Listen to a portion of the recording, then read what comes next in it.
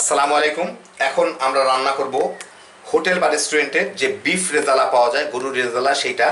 এটা একদম হোটেলের রেসিপি এবং হোটেলের বাবুর্চিকে দিয়ে রান্না করা হবে। আমার সাথে আছেন জাকির ভাই, সেটা হচ্ছে মেরুল বাড্ডা, আমাদের এলাকার সবচেয়ে বড় হোটেলটার শেফ উনি আর কি। উনি আমাকে এই রান্নাটা শিখাবেন, দেখাবেন, করাবেন, সব কিছুই করবেন আর কি। তো আপনারা এক্স্যাক্টলি হোটেলের রেসিপিটা পাবেন। হোটেলে মানে ভালো হোটেলে যেভাবে রান্না করা হয়, কোনো কিছু কম কিংবা কোনো কিছু বেশি দেওয়া হবে না। আপনাদের কারো যদি মনে হয় যে এটা দিলে ভালো হতো, এটা দিলে ভালো হতো, সেটা আপনাদের ব্যাপার, কিন্তু আমি দেখাচ্ছি হোটেলের রেসিপিতে। আমার কোনো মতামত নাই এই জায়গায়। মানে আমি যতটুকু সম্ভব অথেন্টিক জিনিসটা আপনাদের দেখানোর চেষ্টা করতেছি।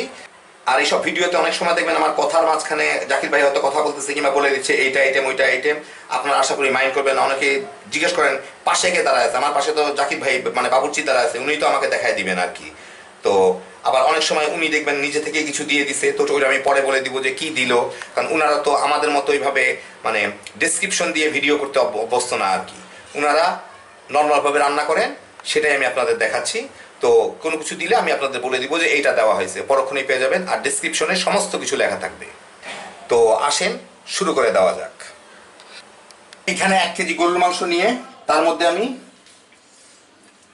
মশলা দিব। এখানে দেখেন, এখানে হচ্ছে আদা বাটা, রসুন বাটা। আদা বাটা আছে 2 টেবিল চামচ, রসুন বাটা 1 টেবিল চামচ, হলুদের গুঁড়া 1 টেবিল চামচ। এখানে একটু বাদাম কুচি বাটা, যা খুশি দিতে পারেন। এখানে আছে পেস্তা বাদাম আর কাঠবাদাম। এইটা হচ্ছে পোস্তদানা বাটা 1 চা চামচ, আর এখানে আধা চা চামচ টেস্টিং সল্ট। এইখানে হচ্ছে জায়ফল জয়ত্রীর গুঁড়া আধা চা চামচ, 3টা তেজপাতা, 3টা লবঙ্গ, 2-3 পিস দারচিনি, অল্প একটু 1 চিমটি শাহি জিরা, 3টা কিশমিশ, আর এখানে 4টার মতো আছে আলু বোখারা। এগুলো আমি এর মধ্যে দিয়ে দিব। আর এখানে একটা তেজপাতা ছিঁড়ে দিচ্ছি, আর এখানে 1 টেবিল চামচ বাদাম বাটা দিয়ে দিব। আগে এটা সাইজ করে নিই। আর এটা ছিল 1 টেবিল চামচ বাদাম বাটা, যে কোনো বাদাম বেটে নিতে পারেন। লবণ দিলাম স্বাদ মতো। এখানে 1 কাপের থেকে 1 কাপ, সোয়া কাপের মতো প্রায় পেঁয়াজ কুচি দিলাম। সিকি কাপ মানে কোয়ার্টার কাপ তেল দিলাম আর কি। যারা আমাকে জিজ্ঞেস করেন যে সিকি কাপ, আধা কাপ, 1 কাপ এগুলা কি, দয়া করে বাংলাটা শিখলে খুব ভালো হয় আর কি। বাংলা ভাষার একটা যাই হোক, শব্দ, যাই হোক, এটা আমি মাখায় ফেলবো এখন।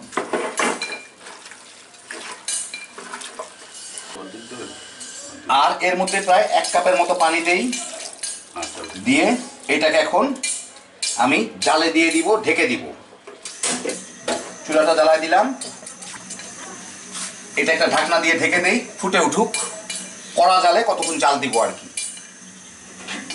কতক্ষণ পরে পানিটা শুকায় গেলে, পানি অনেক কমে গেছে, দেখে একটু নেড়ে খেয়াল রাখতে হবে, মাঝে আমি 2 একবার নেড়ে দিছিলাম, খেয়াল রাখতে হবে যাতে একদম শুকায় তলায় লেগে না যায়। মাঝে আছে রেখে করলেই সবচেয়ে ভালো, প্রথম কয়েক মিনিটের পরে।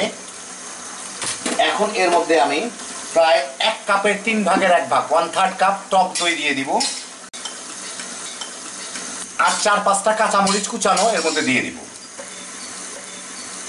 জাল আমি ওই মিডিয়ামেই রাখছি। 1 কাপের মতো পানি দিয়ে দিব, ভালো মতো মিশায় টেস্টটা দেখে দিই, লবণ টবণ যদি লাগে, আবার না, কিছুই লাগবে না। এটাকে আবার ঢেকে দিব। 10 মিনিট পরে এই হচ্ছে অবস্থা। এর মধ্যে 1 টেবিল চামচ গুঁড়া দুধ, আধা টেবিল চামচ মাওয়া, এটা গুঁড়া দুধ, এটা মাওয়া গুঁড়া করা, এগুলা দিয়ে দিব। দিয়ে ভালো মতো মিশাই দেই, মিলাই দিয়ে আবার এটাকে ঢেকে দিব। ঢেকে জালটাকে খুব কমায় দিব। কয়েক মিনিট পরে অফ করে দিলেই হয়ে যাবে আমার গরুর রেজালা।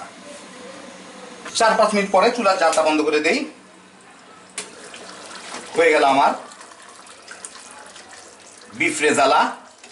একটু পরে আপনাদের বেড়ে দেখাচ্ছি।